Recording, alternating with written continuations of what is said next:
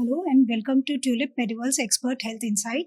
So I'm your host, Dr. Francie Khandelwal Burwa, and today we are joined by none other than Dr. Chinmoy Mazumder, who is the Director Cardiology at Tulip Mediworld. So welcome, Dr. Chinmoy. Thank you. And so today we will be discussing about a common but often overlooked heart condition, that is arrhythmia. So, Dr. Chinmoy, I would first like to know from you that what is arrhythmia and how does it affect our heart's function? Arrhythmia is basically a irregular heart rhythm. So what happens, it can be either bradyarrhythmia where the heart rate is low, or it can be tachyarrhythmia when the heart rate is fast. In either of the situation, there can be some normal scenarios like sinus bradycardia, which can be seen in young athletes, long distance runners.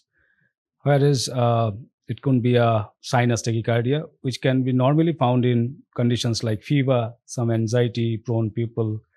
After an exertion, you can get sinus tachycardia. But besides this, other conditions like bradycardia, complete heart block, advanced AV blocks, etc., can be quite challenging, difficult for the patient. So it can alter the cardiac structures. And tachyarrhythmias like supraventricular tachyarrhythmias like atrial fibrillation, atrial flutter, or ventricular tachyarrhythmias like ventricular tachycardias, ventricular flutter, they can at times be life-threatening. Again, if this condition persists for a long period of time, that can alter the musculature of the heart, can lead to weakness of the functions of the heart, valvular leakages, etc. Okay. So, Dr. Chinmoy, can you tell us about the risk factors of arrhythmias? So, arrhythmias, there are some known risk factors like if you consume a lot of caffeine, etc., can lead to higher heart rates. Lack of sleep, stress, etc., hyperthyroidism, some electrolyte abnormalities like hypokalemia, low magnesium can lead to arrhythmias. Besides this, coronary artery disease, hypertension, heart failure, cardiomyopathies, and some channelopathies, some drug-induced channelopathies can lead to arrhythmias. Okay. So, so with this, I would like to know that what symptoms should prompt a person to go for a heart check for like this kind of condition?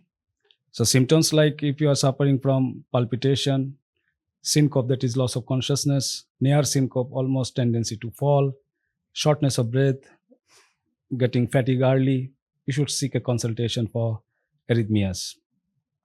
Many times patient may be asymptomatic, but mostly if you have these symptoms, you should consult a physician. Okay.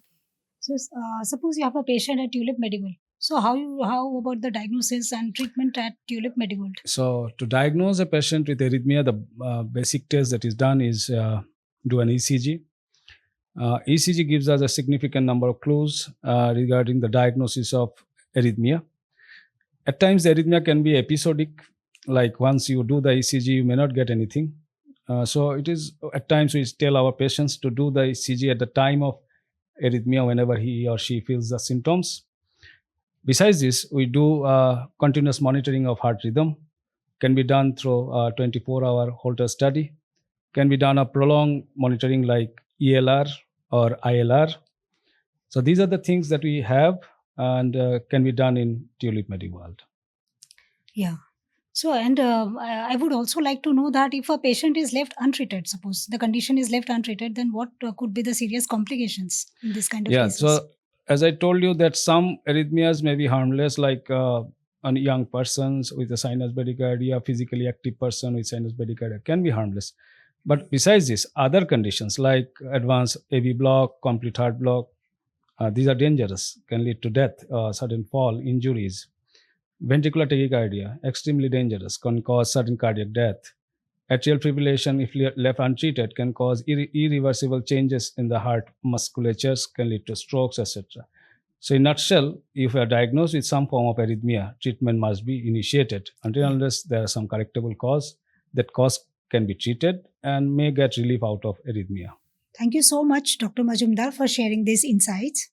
Do visit our Tulip Mediworld Super Speciality Hospital. Stay informed, stay heart healthy. Thank you for watching.